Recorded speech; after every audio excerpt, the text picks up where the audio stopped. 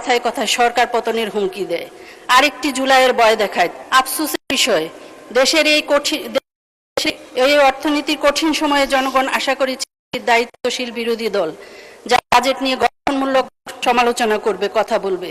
তারা বলবে কোথায় আরো বরাদ্দ বাড়াতে হবে, কিভাবে কর্মসংস্থান বাড়ানো যায়, কিভাবে সেবার মান মানুষের দোরগোড়ায় পৌঁছে দেওয়া যায়। কিন্তু তারা তা না করে কথায় কথায় সরকার পতনের হুমকি দেয়, আরেকটি জুলাইয়ের ভয় দেখায়। 4 মাস যেতে না যেতে অস্থিরতার রাজনীতি শুরু করে দিয়েছে। জনগণের ভাত কাপড় চিকিৎসা শিক্ষার কথা না বলে তারা ক্ষমতার স্বপ্নে বিভোর। এতে প্রমাণ হয় তাদের নজর জনগণের দিকে নয়, তাদের নজর গদির দিকে। বিসমিল্লাহির রহমানির রহিম। মাননীয় স্পিকার, আপনাকে ধন্যবাদ। মহান আল্লাহর দরবারে অশেষ শুকরিয়া আদায় করছি, যিনি আমাকে এই মহান সংসদে দাঁড়িয়ে দেশের মানুষের জন্য কথা বলার সুযোগ করে দিয়েছেন। শুরুতে আমি গভীর শ্রদ্ধার সাথে স্মরণ করছি মহান মুক্তিযুদ্ধে আত্মদানকারী সকল শহীদদেরকে। শ্রদ্ধার সাথে স্মরণ করছি জুলাই গণ অভ্যুত্থানে শাহাদত বরণকারী ছাত্র জনতাকে। একই সাথে বাংলাদেশের গণতন্ত্র, ভোটাধিকার ও মানুষের মৌলিক অধিকার প্রতিষ্ঠার দীর্ঘ সংগ্রামে যারা জীবন উৎসর্গ করেছেন তাদের প্রতি জানাই বিনম্র শ্রদ্ধা। আমি তাদের সবার আত্মার শান্তি ও মাগফিরাত কামনা করছি।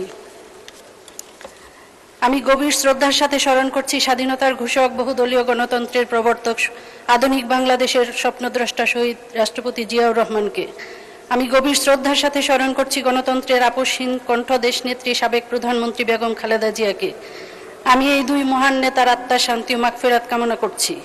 আমি আন্তরিক ধন্যবাদ জানাতে চাই মাননীয় প্রধানমন্ত্রী দেশনেতা তারেক রহমানের প্রতি। তিনি আমার উপর আস্থা রেখেছেন, আমাকে এই সংসদে এসে দেশের জনগণের জন্য কাজ করার সুযোগ করে দিয়েছেন। JBS holdings limited. মাননীয় স্পিকার, আমি এই সংসদে এটি আমার প্রথম বক্তব্য, তাই আজ আমার কণ্ঠে শুধু একজন সংসদ সদস্যের কথাই নেই, আছে এই দেশের অসংখ্য মা বোনের কথা, শ্রমিক কৃষকের কথা, তরুণদের স্বপ্নের কথা, আর সেই সাথে সাধারণ মানুষের কথা যারা ভয়, হত্যা, হামলা, মামলা, অত্যাচার, জেল জুলুম সহ্য করে গণতন্ত্রের পক্ষে দাঁড়িয়েছিলেন।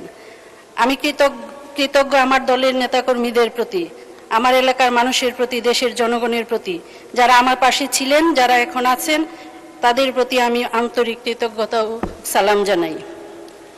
মাননীয় স্পিকার, আমরা আজ এমন এক বাজেট নিয়ে আলোচনা করছি যে বাজেট উপস্থাপন করা হয়েছে একটি কঠিন অর্থনৈতিক বাস্তবতায়।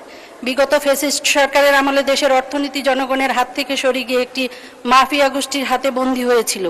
ব্যাংকিং খাতে লুটপাট, উন্নয়ন প্রকল্পে অস্বাভাবিক ব্যয়, খেলাপি ঋণ, সিন্ডিকেট, কর ফাঁকি, অর্থ পাচার, এসব মিলিয়ে অর্থনীতির ভিত একদম ধ্বংস করে দিয়ে গেছে। অর্থনীতি